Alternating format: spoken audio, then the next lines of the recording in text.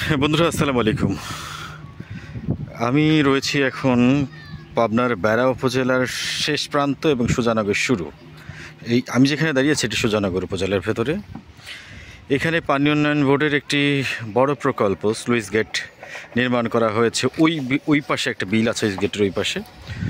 ওই বিলের চাষবাস করার চাষিদের সেচ ঠিক মতন যাতে পানি থাকে, চাষবাস করতে পারে, জলবদ্ধতা সৃষ্টি না হয়, সেজন্য একটি প্রকল্প নেওয়া হয়েছে।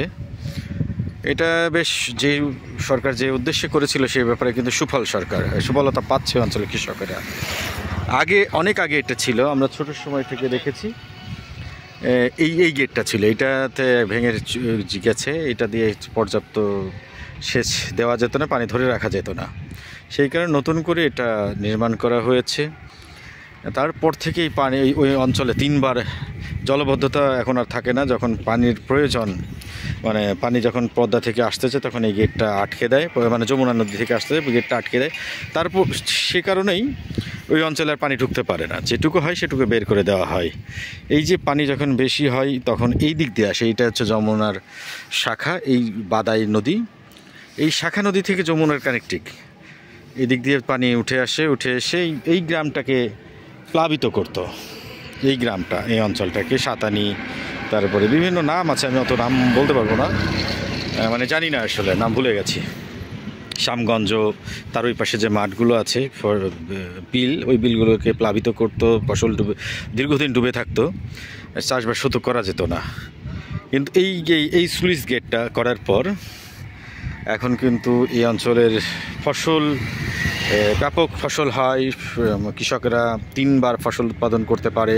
পেঁয়াজ হয়, রসুন হয়, ধান হয়, গম হয়, মানে যে মূল্যবান যেসব শস্য এখন কিন্তু এই গেটের কারণে উৎপাদিত হচ্ছে অঞ্চলে। এই গেটের ওই পাশে, পশ্চিম পাশে অঞ্চলে দিকে যেটা হচ্ছে, আগে কিন্তু এইভাবে হতো না, জলাবদ্ধতার সৃষ্টি হতো। এই যমুনার, যে দেখানোর চেষ্টা করি, যমুনার শাখা বাদাই নদী, তার ওই পাশে কিন্তু আরেকটা নদী আছে মাসুমদিয়াতে, আত্রাই।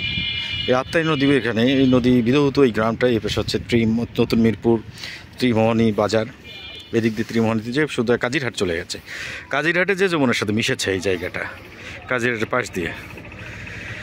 এখান দিয়ে রাজবাড়িতে যাওয়া যায় বর্ষার সময় রাজবাড়িতে পদ্মা হয়ে চলে যায় নৌকায় করে, বাহন হিসেবে নৌকা ব্যবহার করে। তবে এখন যে আধুনিক গাড়ি, বাস টাসের যোগাযোগ ব্যবস্থা ভালো হয়, মানুষ বাসই ব্যবহার করে। আমি যা দেখাতে চেষ্টা করছিলাম, এখানে একসময় নৌকা বাইচ হতো।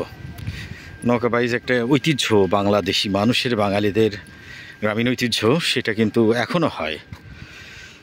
তবে রাজনৈতিক প্রেক্ষাপট, প্রতিহিংসার কারণে এখন সেই ঐক্যবদ্ধতা এখন গ্রামের মানুষের ভেতর কমে গেছে, সব কিছুতে রাজনৈতিক ঘ্রাণ খুঁজে বেড়ায়। যাই হোক, এইখানে একসময় এই ব্যাপক জাঁকজমক ছিল এই বাজারটা, যে তাল গাছ দেখা যায় গেটের পাশ দিয়ে। না, মানুষ একসময় ঘুরতে আসতো এখানে। এখন মানুষের ঘোরার বিনোদনের অনেক জায়গা, আর মোবাইলে মানুষের আসক্তি বেশি, সেখানে প্রাকৃতিক বিনোদন কম নিতে আসে। যাই হোক, আমি দেখাতে চেষ্টা করছিলাম, আমি ছোটোর সময় থেকে এই স্লুইস গেটটা দেখছি, পুরাতন এটা। তারপরে হচ্ছে নতুন করে বিগত 3-4 বছর আগে এটা চালু হয়েছে। এখানকার কৃষকরা সুফল পাচ্ছে, এই স্লুইস গেটের ফসল উৎপাদন ভালো হচ্ছে। যাই হোক, আমি দেখানোর চেষ্টা করছিলাম পাবনা থেকে। আপনারা ভালো থাকবেন, সবাই সুস্থ থাকবেন। আসসালামু আলাইকুম।